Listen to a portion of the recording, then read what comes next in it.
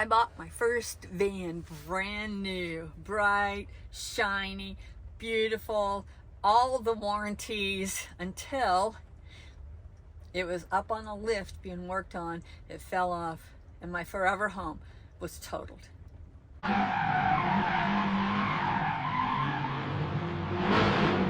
name is Pam.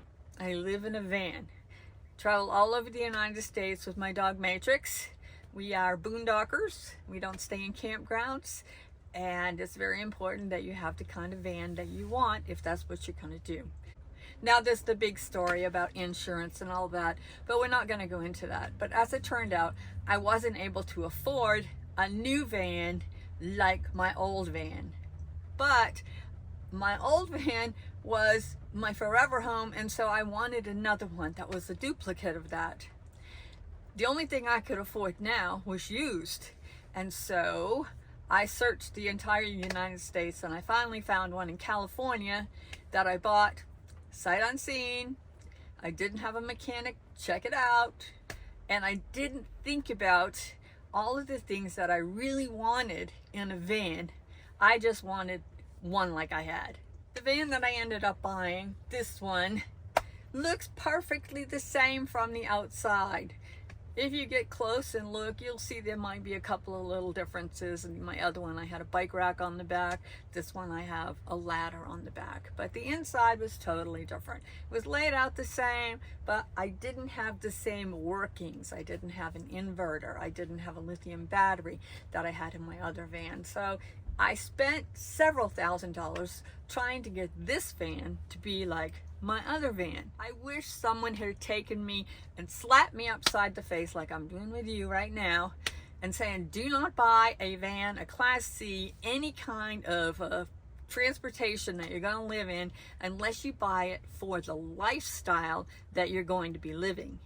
Apparently, I'm a slow learner because I now have this van and I have the same issues that I had with my other van. And I'm not talking about the workings of the inside. I'm talking about where I want to stay. I want to go out in the woods, and I want to be able to go in hard places. And this van is just like the other one. It drags in the back, it's low to the ground, things that I should have remembered when I lost my other van and had to buy a new one. But again, I'm a slow learner. In addition to that, I didn't even really realize that I could buy something else. I just was used to what I had, and so I thought that that's what I was going to get. So I have bought a new van, and I have bought a used van. And I can tell you right now that it doesn't matter which one you get. New, with warranties, things still break.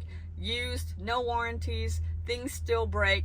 The only thing that really matters is that you buy something that fits the lifestyle that you want to have when you move on the road. Nothing else matters. When I lost my forever home and had to buy something else, it was a big trauma for me because it was my forever home.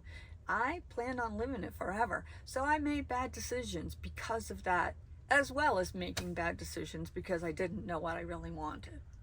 The big takeaway from this entire video, I hope you get, is that don't do what I did.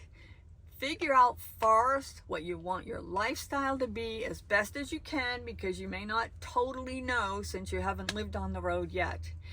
And only buy something that fits that criteria. Don't get wrapped up with how beautiful it looks and the maple cabinets and all this stuff if it's not going to fit your lifestyle. So this is my next episode in Dream to Drive series, and the title of this episode really is Buying My Vans, What I Learned the Hard Way. Please don't do what I did. Thank you so much for watching this video, and I hope that you got something from it. And if you're interested in what Matrix and I do and the lessons that we've learned and helping you maybe not make the bad decisions that we did, then please subscribe, hit that bell so that you'll know when we're coming on next. And look forward to the next video in this series where we're going to actually go shopping for vans. But until then, peace. Thank you for watching all my Dream to Drive series videos. I appreciate that, and I hope you've learned something. If you'd like to have some one-on-one coaching, I do have Dream to Drive coaching, and I have all of the information that you need to know to do that in the description below. So if you're interested, I look forward to talking to you.